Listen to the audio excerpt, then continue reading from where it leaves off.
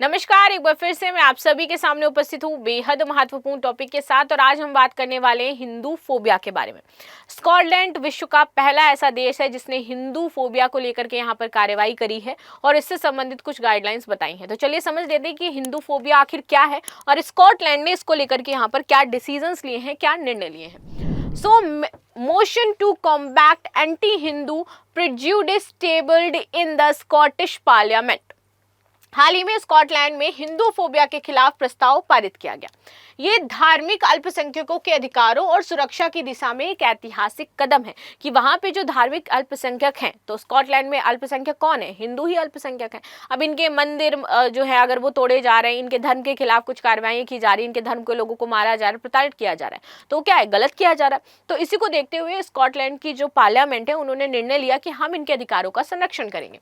पहली बार हिंदू फोबिया से निपटने के लिए इन्होंने प्रस्ताव पारित किया।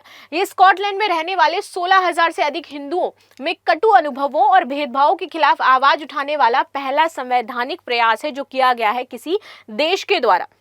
आगे आते हैं, हिंदू फोबिया क्या है? हिंदू फोबिया एक सामाजिक और वैचारिक पूर्वाग्रह है। इसमें हिंदू धर्म, उसके अनुयायियों, परंपराओं, प्रतीक, विश्वासों के प्रति नफरत करना, नफरतों को फैलाना, घृणा करना, उनसे डर पैदा करना और भेदभावपूर्ण दृष्टिकोण से उनको देखना, ये कहलाता है हिंदू फोबिया। दुष्प्रचार किया जाता है। हिंदू फोबिया के प्रमुख तत्व: हिंदू धर्म के प्रतीकों, आस्थाओं, देवी देवताओं का मजाक उड़ाना, उनका अपमान करना, हिंदू लोगों को रूढ़िवादी, पिछड़ा और चरमपंथी बताना, हिंदू संस्कृति को अलगाववादी या फिर खतरनाक रूप से चित्रित करना, हिंदू धार्मिक वस्त्र और प्रतीकों जैसे कि बिंदी, तिलक, चूड़ियां, भगवा आदि पहनने वालों से भेदभाव करना और हिंदू समुदाय के खिलाफ हिंसा या फिर धमकियों को उकसाना या फिर नजरअंदाज करना, ये आपका हिंदू फोबिया के प्रमुख तत्व हो जाते हैं। किसने ये प्रस्ताव पेश किया था?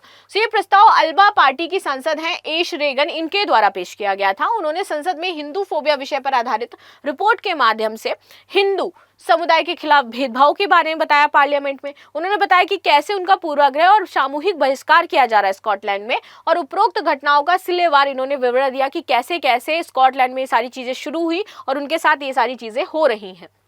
रिपोर्ट में क्या क्या शामिल था? देखिए, प्रस्ताव गांधीवादी शांति सोसाइटी, इसके द्वारा प्रकाशित रिपोर्ट हिंदू फोबिया इन स्कॉटलैंड पर आधारित है। इसे 23 जनवरी को Scottish British cross party group के समक्ष प्रस्तुत किया गया था।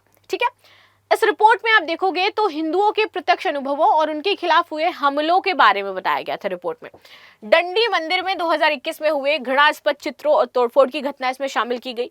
ग्लासगो में एक हिंदू परिवार के घर पर नकाबपोश लोगों ने हमला किया था। एडनबर्ग में एक हिंदू नर्स को धर्म के आधार पर पदोन्नति से वंचित किया गया और बिंदी चूड़ियां हटाने को कहा गया था। ग्लासगो में एक शिक्षक पर आतंकी होने का झूठा आरोप लगाया गया।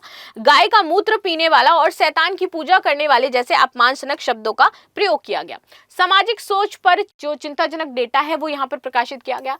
रिपोर्ट में यह भी बताया गया कि स्कॉटलैंड में 16% नागरिक ये स्वीकार करते हैं कि अगर उनका करीबी रिश्तेदार किसी हिंदू से शादी करे तो उन्हें आपत्ति होगी। ये आंकड़ा धार्मिक सहिष्णुता का गंभीर सवाल यहाँ पर खड़े करता है और इसी वजह से स्कॉटलैंड पार्लियामेंट ने इसको लेकर के यहाँ पर चर्चा करी।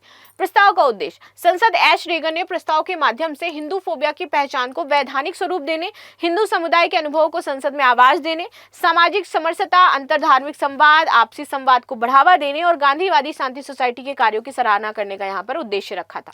ऑस्ट्रेलिया और कनाडा में हिंदू मंदिरों पर हमले हुए, हमने देखा, उन लोगों ने कोई भी यहाँ पर कार्रवाई नहीं करी, but Scotland is that country जिन्होंने इस पर कार्य किया है। ब्रैम्पटन, ओंटारियो, 2023 की शुरुआत में श्री राम मंदिर में तोड़फोड़ की गई। मंदिर की दीवार पर भारत विरोधी और खालिस्तानी समर्थक नारे लगाए गए थे। एतिबिकोक, यहाँ पर स्वामीनारायण मंदिर पर इसी तरीके का हमला किया गया और भारत विरोधी नारे, खालिस्तानी जो मानचित्र है वो बनाए गए। टोरंटो और अन्य क्षेत्रों में देखोगे तो कनाडा में लगातार खालिस्तानी विचारधारा प्रेरित है और वो लोग हिंदू धर्म का अपमान करते हैं। ऑस्ट्रेलिया की बात करें, मेलबर्न में 2023 में श्री शिव विष्णु मंदिर और करणी माता मंदिर पर हमले किए गए और खालिस्तान जिंदाबाद लिखा गया।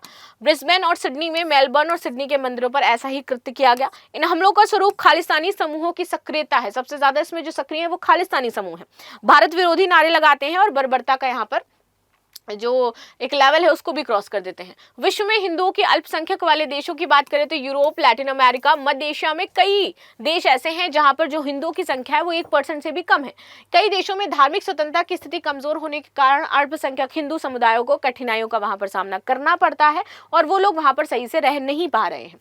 इसी में प्रमुख देश पाकिस्तान की बात करें तो 1.9% यहाँ पर हिंदू रहते हैं, बांग्लादेश में 8%, मलेशिया में 6%, इंडोनेशिया में लगभग 1.7%, श्रीलंका में 12%, ब्रिटेन में लगभग 1.5%, संयुक्त राज्य अमेरिका में लगभग 1% जो हिंदू हैं वो निवास करते हैं। बहुत सारे लोग होते हैं जो बाद में कन्वर्ट हो जाते हैं क्योंकि उनको फिर वो स्थितियां नहीं मिल पाती हैं, तो वो सोचते हैं कि ऐसी जीवन जीने से अच्छा है कि हम कन्वर्ट ही हो जाए। हाल ही में किस देश की संसद ने हिंदू फोबिया से निपटने के लिए पहला प्रस्ताव पारित किया? भारत, यूनाइटेड किंगडम, स्कॉटलैंड या फिर कनाडा? सो ये थी न्यूज जो हमने देखी। आप सभी आंसर जरूर दीजिएगा, बाकी आपकी क्या राय है इस मुद्दे को लेकर के जरूर बताइएगा। And thanks again, like share subscribe करना बिल्कुल भी ना भूलें। मिलते हैं अब नेक्स्ट क्लास में।